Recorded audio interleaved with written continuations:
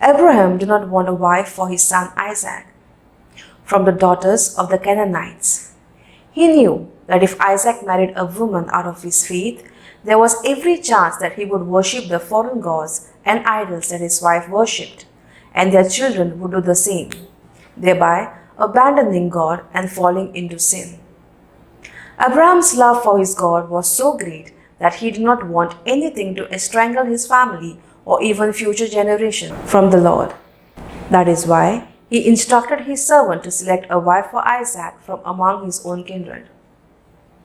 Fast forward to today. Is God a priority at the time of marriage, encouraging us to choose a partner from our faith? Or do we blindly fall for someone just because he or she is attractive, irrespective of their religious persuasion? Mixed marriages are certainly not wrong. Indeed, many such marriages are exemplary. But marrying outside the faith does come with the risk that the partners will be unable to worship as a family. Its spouse may practice their faith separately or not at all.